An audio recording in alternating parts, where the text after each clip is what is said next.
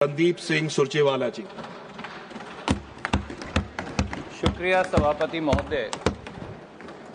जब माननीय मंत्री जी ये कानून पेश कर रहे थे तो मैं सोच रहा था कि ये सरकार किसान और मजदूर दोनों से इतनी नफरत क्यों करती है। कभी खेती के विरोधी काले कानून, कभी मजदूर के रोजगार पर लात मारने वाले काले कानून। सर, विकसित भारत गारंटी फॉर रोजगार तथा आजीविका मिशन कानून सही मायनों में मनरेगा कानून की दिन दहाड़े हत्या है। यह कानून करोड़ों करोड़ों मजदूरों के हकों पर डाका है, मेहनत कशों की रोजी रोटी पर हमला है, गरीबों के काम मांगने के अधिकार का हनन है, मजदूरों के अधिकारों पर कुठाराघात है और इस देश के दलितों, पिछड़ों, आदिवासियों जो 95% से अधिक मनरेगा के मजदूर हैं, उनको सामाजिक न्याय से वंचित करने की साजिश है। माननीय मंत्री जी, 23-24 का अब प्रोफाइल आया है कि मनरेगा के मजदूर कौन हैं। मैं आपके समक्ष ये रखना चाहूंगा। 48% पिछड़े वर्गों से हैं, 29% अनुसूचित जाति एससी समाज से हैं, 17% आदिवासी हैं, यानी 95% एससी एसटी ओबीसी से हैं। स्वाभाविक तौर से लगता है कि गोडसे के अनुयायियों द्वारा गांधी के दर्शन को खत्म करने की एक साजिश है। सर, यह साजिश अभी शुरू नहीं हुई, 10 साल से मनरेगा कानून को खत्म करने की साजिश हो रही है। कहते हैं ना कि पूत के पांव पालने में दिख जाते हैं। साल 2015 से ही मनरेगा को खत्म करने की साजिश हो रही है। माननीय प्रधानमंत्री जी ने 28 फरवरी 2015 को ही कहा था कि मनरेगा कांग्रेस की नाकामियों का जीता जागता स्मारक है। और शायद इसीलिए अगर आप देखें तो साल 2020-21 में मनरेगा में 31 करोड़ 97 लाख हाउस होल्ड्स को काम मिला। 24-25 में ये संख्या घटकर 40.70 लाख हो गई, यानी 31 लाख हाउस होल्ड्स को, माफ कीजिए मैंने करोड़ कहा, 31 लाख हाउस होल्ड्स को कम काम मिला। साल 2025-26 चालू साल में 12 दिसंबर 2025 तक केवल 6,74,000 हाउस होल्ड्स को काम मिला है। तो कैसे मजदूरों को काम मिलेगा। साल 2020-21 में मनरेगा मजदूरों को 52 दिन काम मिलता था साल में। इस साल का आंकड़ा जो आपने वेबसाइट पे अपलोड किया है 12 दिसंबर तक, केवल 36 दिन काम मिला है। अगले 3 महीने में कितना काम दे पाएंगे। सर, मैं मंत्री जी के संज्ञान में लाऊंगा, 20-21 में 11 करोड़ 19 लाख मजदूरों को मनरेगा में काम मिला। 25-26 में 12 दिसंबर तक केवल 6 करोड़ 25 लाख मजदूरों ने काम किया, यानी 5 करोड़ कम। क्या 90 दिन में 5 करोड़ को काम दे पाएंगे। 25-26 में मनरेगा का बजट है 86,000 करोड़, पर यह नहीं बताते कि मजदूरी और मटेरियल का पिछले साल का बकाया है 23,500 करोड़, यानी 1/3 बजट तो पहले दिन ही काट दिया। शायद इसीलिए ये नया कानून लाए। सर, 9 हमले इस देश के गरीब मजदूरों और मेहनत कशों के अधिकारों पर हो रहे हैं। यह नया कानून पूरी तरह से उनके अधिकारों को खत्म करने का षड्यंत्र है। वो 9 हमले क्या हैं, मैं उन्हें लिस्ट करना चाहूंगा। पहला, रोजगार देने की जिम्मेवारी से आपकी सरकार ने पल्ला झाड़ा। मनरेगा कानून में मजदूरी का सारा बजट, जैसा सबने कहा, केंद्र द्वारा दिया जाता था। अब आप जो नया कानून लेकर आए हैं उसमें 60% ही केंद्र देगा, 40% तो सरकार, राज्य सरकार वहन करेंगी। और इसके सेक्शन 22 सब क्लॉज 5 में तो यह भी कह दिया कि अगर कोई प्रांत अतिरिक्त पैसा भी देना चाहे तो भी वो आपके मापदंडों पर काम करेगा। पैसा प्रांत का और तरीका आपका, ये नहीं चलने वाला है, पर इस कानून में आप ये कर रहे हैं। जीएसटी लगाने के बाद और सभापति जी केंद्रीय सेस में 5 लाख करोड़ से ज्यादा सालाना एकत्रित करने के बाद राज्यों के पास तो पैसा है ही नहीं।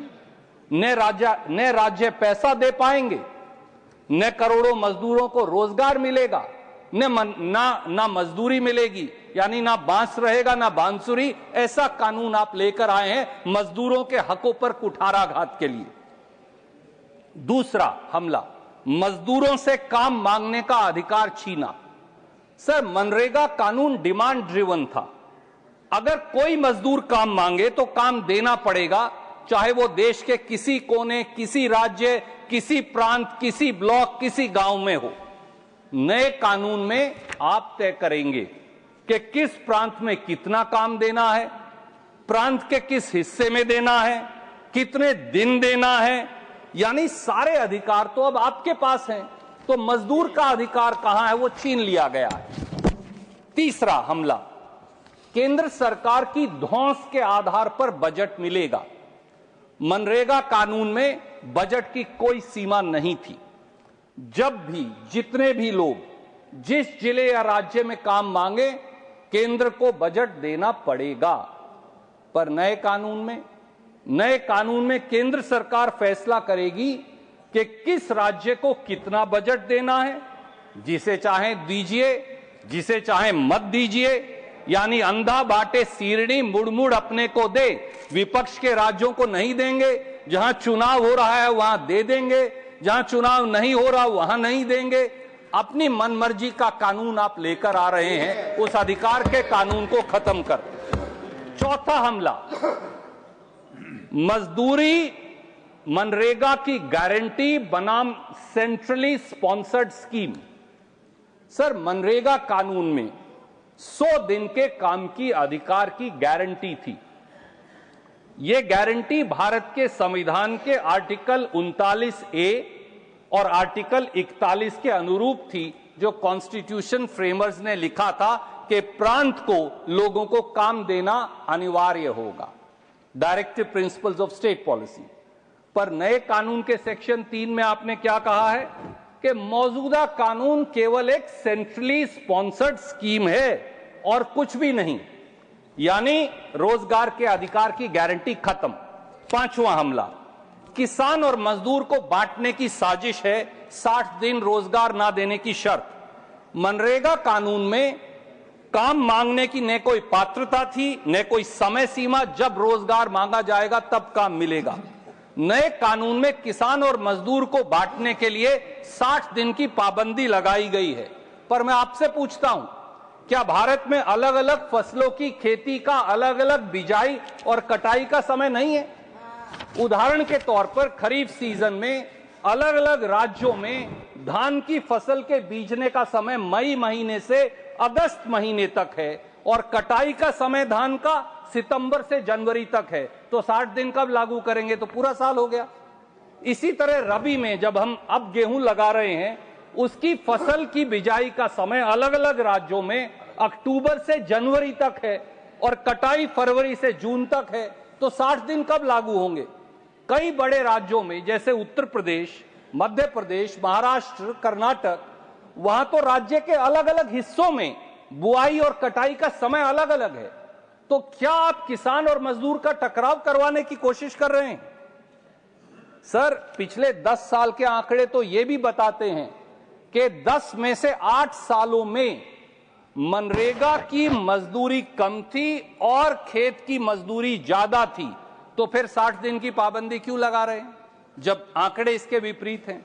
छठा हमला, मैक्सिमम गवर्नमेंट मिनिमम डेवोल्यूशन। पंचायतों के अधिकार खत्म, सारी ताकत केंद्र को। मनरेगा कानून में सर पंचायत कार्यक्रम बनाती थी, पंचायत अप्रूव करती थी, पंचायत इसे मॉनिटर करती थी। नए कानून की धारा 4 में अब सब ग्रामीण कार्य पीएम गति शक्ति नेशनल मास्टर प्लान से जोड़ने होंगे और विकसित ग्राम पंचायत प्लान का हिस्सा होंगे। यानी इस देश की 7.5 लाख से सारी जो पंचायत हैं, उनका फैसला आप दिल्ली में बैठकर करेंगे। यह कैसे संभव है? वैसे भी पीएम गति शक्ति तो इंफ्रास्ट्रक्चर क्रिएशन प्रोग्राम है और मनरेगा एम्प्लॉयमेंट जनरेशन प्रोग्राम है। दोनों का समन्वय हो ही नहीं सकता। यह कैसे हो पाएगा? 7वां हमला, डिजिटल तकनीक व शर्तों से रोजगार पर रोक। सर, मनरेगा कानून में फिजिकल मस्टर रोल और सोशल ऑडिट्स का प्रावधान था। उसे जब इन्होंने खत्म करना था तो ये बायोमेट्रिक अटेंडेंस लाए और मैंडेटरी ई-केवाईसी लाए, जिससे 27 लाख मजदूर लिस्ट से उड़ गए। अब नया कानून तो गांव के अशिक्षित साधारण व्यक्ति पर biometric authentication, geo tagged attendance, real time digital dashboards, artificial intelligence, ये संभव ही नहीं है। इतना बोझ आप डाल रहे हैं, ये मजदूरी खत्म करने का एक तरीका।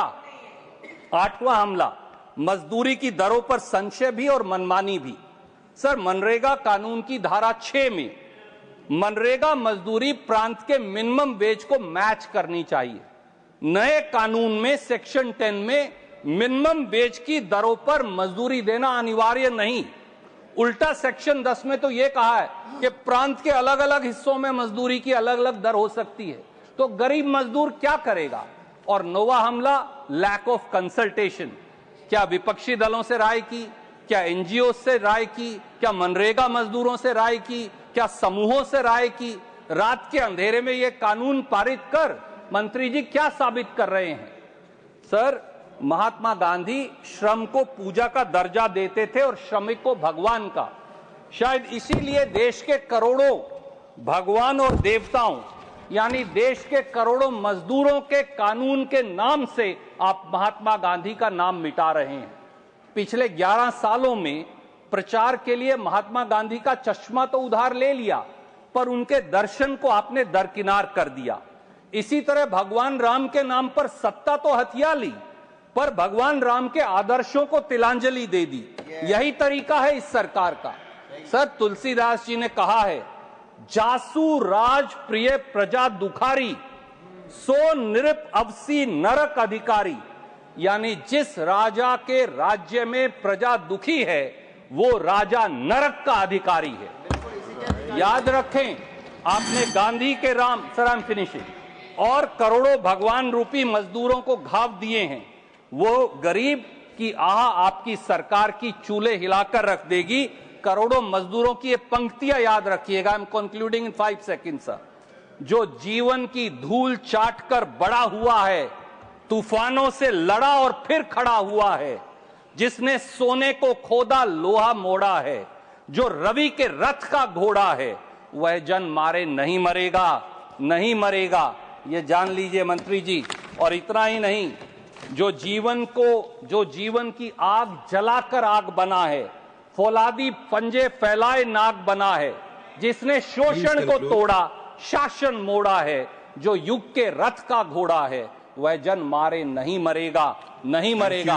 अभी भी इसको सेलेक्ट कमेटी को भेजिए, अपनी गलती स्वीकारिए, देश से माफी मांगिए, करोड़ों मजदूरों से माफी मांगिए, और अभी भी इसको एक नए अधिकार रूपी कानून की शक्ल में दीजिए। बहुत बहुत शुक्रिया सभापति जी। जय हिंद। मिस डोला सेन जी।